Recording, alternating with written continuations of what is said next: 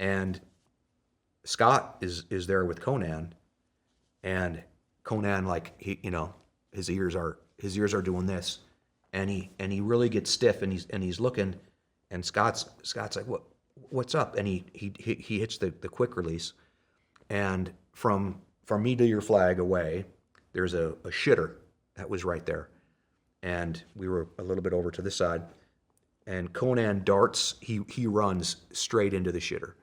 And as soon as his like tail clears, we hear Allah Akbar. And my first reaction to Allah Akbar is usually, you know what I mean, like especially when it's that close. So we hear Allah Akbar, and then I get knocked out for a minute. So a huge explosion happens. I get knocked down. A bunch of us get knocked down, and I wasn't out long. I mean, it's just, it was enough where I didn't, I hear Allah Akbar and I wake up staring at the sky in dust, you know what I mean, in the smell, you know what I mean.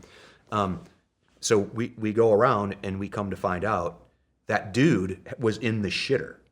I don't even know how he got out, because it was one of those things where the shitter's like a hole like this. I mean, he was in the shitter, like down in the shit, So we had cleared him, we had back cleared him. We never saw the guy.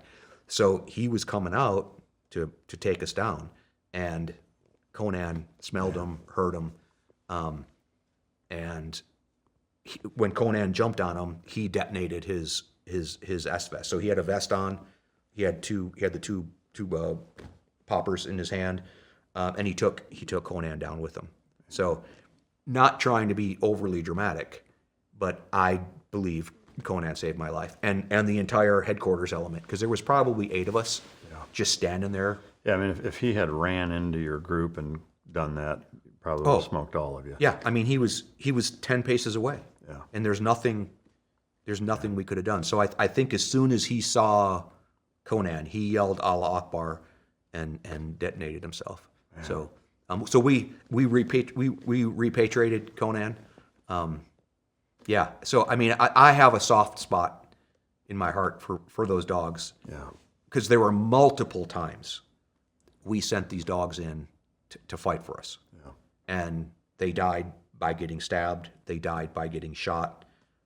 This one, beyond a shadow of a doubt, he was switched on and we weren't. Yeah. And again, to Scott's credit, like you said, that dog was still on. We were all smoking and joking. We thought the objective was clear, time to go home. And to Scott's credit and Conan's credit. And then it was also the first time that I really realized the emotional damage that goes to that handler. Mm-hmm. Dave Nielsen is also a good friend of mine. I don't know if you know Dave. Dave lost a dog named Pepper, and he's been very vocal about it. And he lost her in Iraq. She went in. She went in and got a guy that was hiding in a riverbank, and fought him, and he took him down the river, and she disappeared. And Dave was a wreck. So I wasn't directly connected with that, but I knew Dave, and I almost felt like, get over it, dude. It's a dog, And then I watched Scott have to pick up the pieces, and you probably know this too. And I can't really explain it. I think I can. Guys are damaged and hurt more for losing a dog than a mate, and I think I've heard them say, and I think Scott might have said it, because you don't. I'm not your responsibility. Like if you and I go in fighting, Mike, and you get hit, look, it's not like you're not my responsibility. And you know what I mean? Whereas that dog, there's a very paternal yes connection to it for sure. Yeah. And I also think there's an element, just dogs across the board, and this isn't even specific to working canines, is that there's an element of innocence and naivete, I think, that accompanies a dog, where one of my favorite jokes to start speaking engagements out when I'm brought in to speak anything dog related is I'll say, if you want to find out who loves you more, your wife or your dog, lock both of them in the trunk of your car for 2 hours, and when you pop the trunk, who's happier to see you? Well, that's a joke. But it's true also. In that, dogs don't bullshit you. Like a dog's not going to stab you in the back. It's not going to fuck your wife. Yeah. It's not going to steal money from you. Yeah. It's not All things I haven't seen. Like, it could happen, Yeah. but I've never seen Yeah, it. so yeah, I mean, it's there's an innocence to them that, Yeah. and such a face value, like level of connection and emotion to them, coupled with the fact that the responsibility that Yeah. you feel like anybody who's had kids, when you have young kids and you have to feed them, you have because you don't have to feed your teammates, you don't have to fucking clean up after them, that's you a don't good have way to of putting it. you don't have to provide them with a place to sleep. You're not having to take them to go to the bathroom.